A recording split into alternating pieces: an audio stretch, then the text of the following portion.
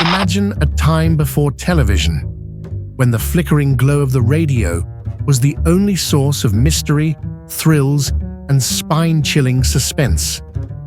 For over 20 years, one show reigned supreme in the world of radio drama.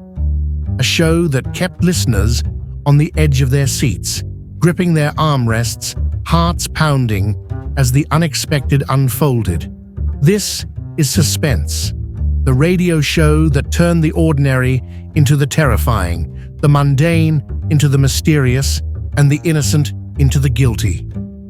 From 1942 to 1962, Suspense delivered unforgettable stories, legendary performances, and shocking twists, featuring Hollywood's greatest stars and the era's finest storytellers. So turn off the lights, lean in close, and prepare yourself for a tale of mystery and intrigue. This is Suspense.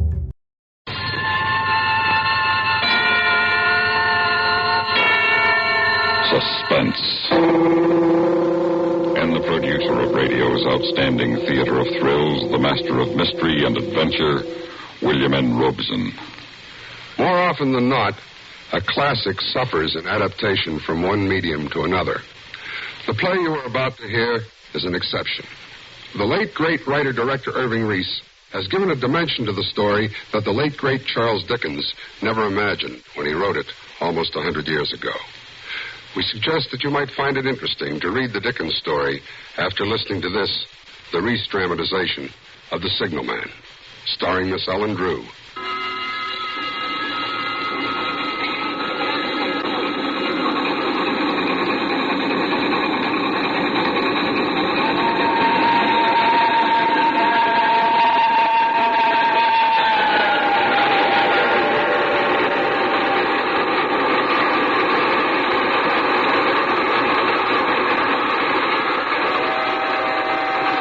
It had smashed by like a wounded monster screaming in pain and disappeared into the dark tunnel. In those brief seconds, I had relived the emotions of my childhood. I still trembled with the child's terror and fascination that had surged through me the many times I stood here 20 years before. Nothing had changed. The steep, dripping wet walls of jagged stone that led down to the tracks, the gloomy mouth of the tunnel, the small signalman's shack huddled against the side of the cutting. Even the job was held by the same man, they told me in the village. He stood there in the glow of an angry sunset, furling a signal flag around a short pole. I called to him. "Hello! Below!" Instead of looking up at me, he turned tensely to stare toward a red signal light that glowed at the mouth of the tunnel. "Hello! Below there! I would like to speak to you. May I come down?" He finally looked at me and silently pointed his flag to the path in the embankment. I climbed down quickly and walked toward him with a casual smile. He watched me suspiciously, almost fearfully. "Hello, I'm Amy Sayers. I'm sorry if I startled you when I called down." Why would you think that, miss? "Well, you stare at me as though you had a dread of me." Yes, miss. I was doubtful whether I had seen you before. "Well, if you have, it was when I was 8 years old, standing on that bridge over the tunnel up there. I used to love watching the trains. Then my family moved to the city, and this is my first visit back in 20 years. Well, you don't believe me. Well, I'm not certain. But where could you have seen me? Don't you know? Why, no, since I've been away for 20 years. Up there, by the red signal light at the mouth of the tunnel. Oh, that's why you turned and stared there when I first called. Yes, miss. Well, what would I be doing at the signal light? Well, I don't know. I wish I... No, it's a mistake, miss. What is it you wish to speak to me about? Well, I'm a writer. I wanted to interview you. Me? Well, why me, miss? Well, my magazine does a weekly biographical piece on interesting people and unusual occupations. It's called Close Up. Oh, it's miss. I've read them. Oh, you have? Oh, you seem surprised. Pleased, perhaps. That one so unsophisticated Well, as I didn't really mean it that way. Well, there's a bit of a fire in my shack. It'd be more comfortable for you there. Won't you come on in? Oh, thank you. Oh, how snug and comfortable. Well, most of my waking life is spent here, and I've tried to make it pleasant. Ma, you have a fine collection of books. They've given me much companionship in the long nights. Pretty weighty companions. Gibbon's Decline and Fall, Burton's Anatomy of Melancholy, Darwin... Do they surprise you, miss? Well, I can't help wondering why a man with a mind capable of absorbing these subjects would stay on a desolate job like this. Well, why would a pretty lady reporter come here for a story? There are many other places and people. Well, as I told you, I used to come here as a child, and the trains frightened and fascinated me. I always remembered it vividly through the years. I promised myself that one day I would come back and do a story on it. Good subjects aren't easy to find, you know. Why'd you choose just now to come? Oh, these ideas germinate in the writer's mind for a while, and then an impulse... And you were drawn here? Well, you say that as though mystic forces were involved. It was much simpler, I assure you. I've been working hard, and I decided that a few days in the country would do me good. I planned to use them profitably by doing a story on you. Oh, you might have come to that decision last month or last year. Well, that's true. But I can't see why you attach such special...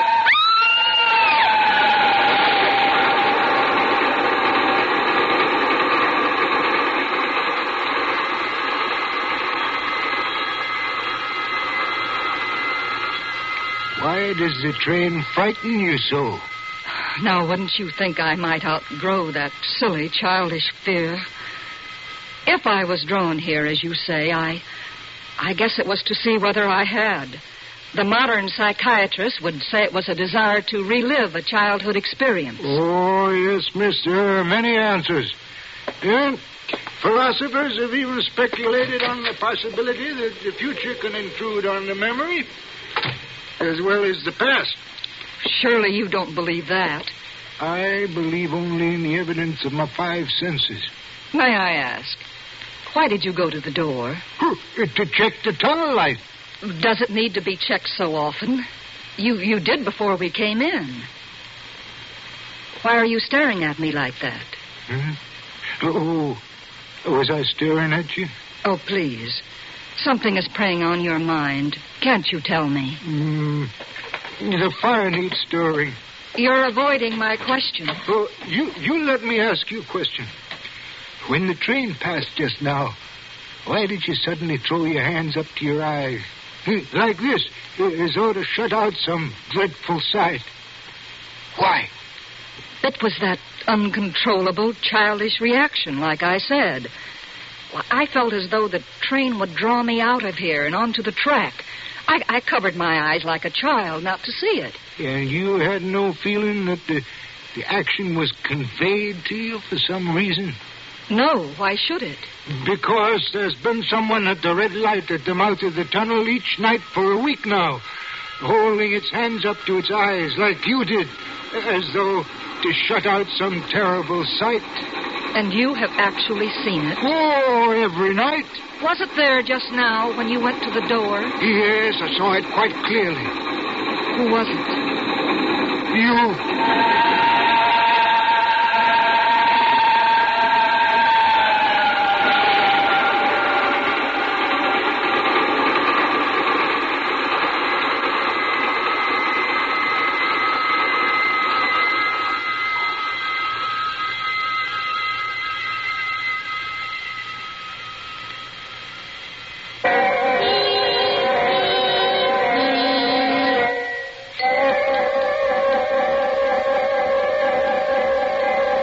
sat there for a long, breathless moment as the train roared off into the night, leaving only their singing rails to mark its passing.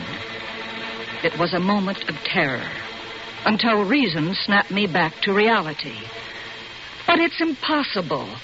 How can I be sitting here in your signal shack and be outside under the signal light at the same time? I don't know, miss, but that's the way it seems to be. You were standing out there with your left arm across your face and waving your right arm violently as though to say, "For God's sake, clear the way, clear the way." You heard those words? Well, I'm not certain, not about those specific words, but I've heard it called before. When? Oh, one moonlight night about a year ago, I was sitting here when I heard a voice cry, "Hello! Below there!" Well, that's why you were startled when I used the same words from the top of the bank. Yes, miss. Well, I ran to the door and I looked out and I saw this someone else standing up there by the red light near the tunnel, waving its arms as I just showed you. And the voice was hoarse with shouting, and it cried, "Hello! Below there! Look out! Look out!" I caught up my lamp and I ran towards the figure calling, "What's wrong? What's happened? Where?" And when I got to the light, it was gone. Did you see where? The tunnel was the only place it could go without passing me. Well, I ran into the tunnel for 100 yards or so, and I searched around with my light, and then I ran back here and I telegraphed both ways. Yes, miss, I telegraphed. An alarm has been given. Is anything wrong? The answer came back both ways. All's well. Of course, with that wind moaning through the tunnel and the wild harp it makes of the telegraph wires, it's understandable that you could have the illusion you heard a call. And anyone staring at the dark long enough, as you did from the door, could imagine seeing something. You've let it prey on your mind so long it seems real. I was not finished, miss. I'm sorry. Within 6 hours after it first appeared, the main line flyer crashed and derailed at the far end of the tunnel. And within 10 hours, the dead and wounded were being brought through the tunnel over to the spot where the figure stood. Coincidence. A tragic, remarkable coincidence. But I can't see... There is more, miss. Well, please forgive me. 6 or 7 months passed, and I'd recovered from the surprise and the shock when one morning, just as daylight was breaking, I looked toward the red light, and I saw it again. Did it cry out? No, it was silent. And it didn't wave its arm? No, miss, no. It leaned against the post with both hands covering the eyes. Like this, as though to blot out some terrible sight. So that's why you asked me why I put my hands to my eyes when the first train passed. Oh, yes, miss. You called out the words it used the first time, and you covered your eyes as it did the second time. Go on, please. Well, that very day, as the train came out of the tunnel, I noticed a confusion of hands and heads at one of the coach platforms and something waving. And I saw it in time to flag down the engineer. He applied his brakes, but the train drifted past here about 100 yards. And as I ran up to it, I heard terrible screams and cries. And a beautiful young woman had fallen between the cars, and she was brought in here. Yes, and she died on this very spot between us. Oh, how horrible. But I still don't see how... One final word, miss, and you'll judge how my mind is troubled. It came back a week ago, and ever since, it's been there. At the light? Yes, it covers its eyes, waves its arm, and it shouts, "For God's sake, clear the way, clear the way." I've no rest or peace for it. It calls to me many minutes together in an agonized manner. "Below there! Look out! Look out!" It stands waving at me, and it sounds the telegraph ticker. Has it sounded the ticker since I've been here? Twice. I assure you it's your imagination. There has been no sound of the telegraph. Oh, I don't wonder that you failed to hear it, but I heard it. Do you hear it now? Yes. What is it saying? Well, it isn't clear. It only warns. It doesn't say against what. If I only knew, I could warn them. But it doesn't say. What is the danger? Where? There is danger somewhere on the line. Some terrible calamity will happen tonight, and I can do nothing about it. Nothing.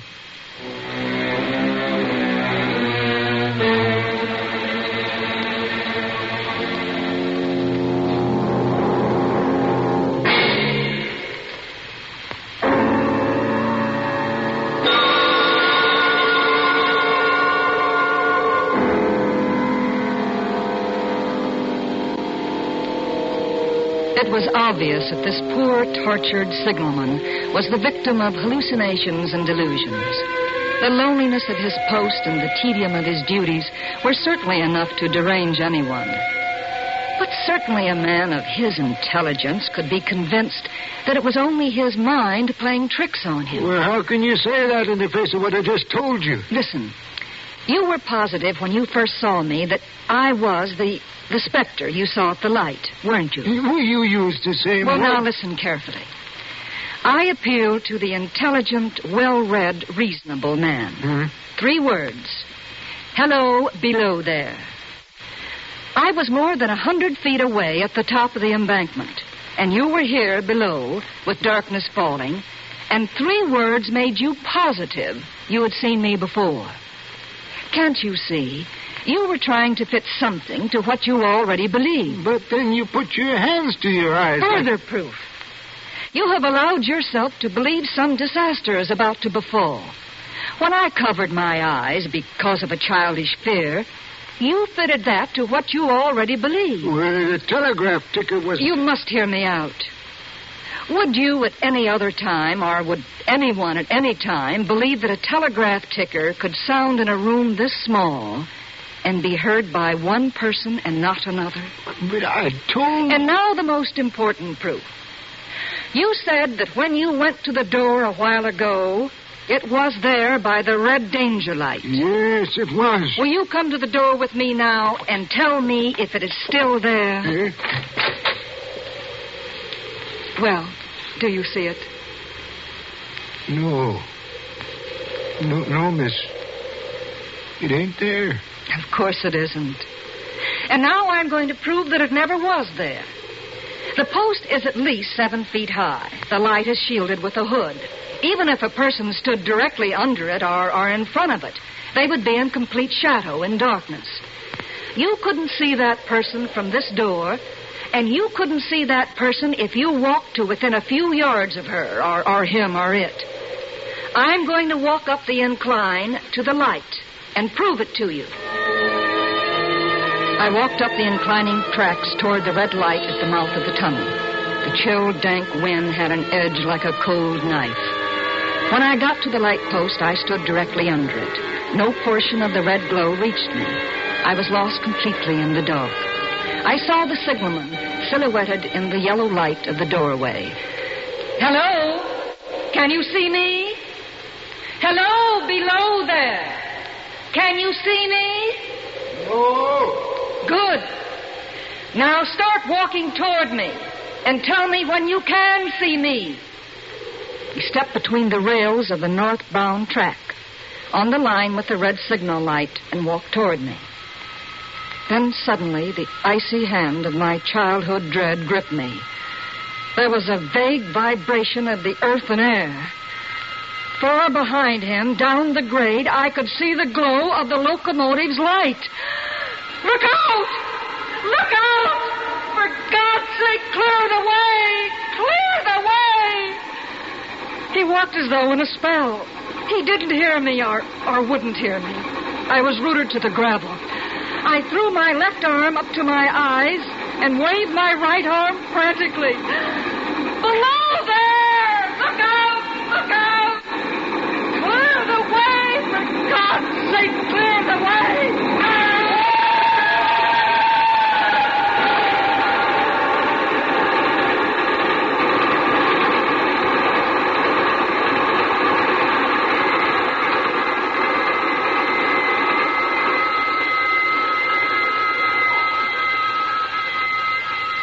Long after it was over, they found me, still standing there, both of my hands up to my eyes to shut out the terrible sight.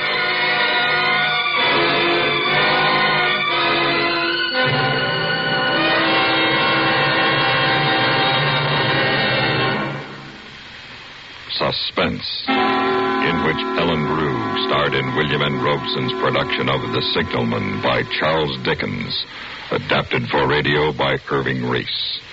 The Signalman was played by Ben Wright. Sound patterns by Bill James and Tom Hanley.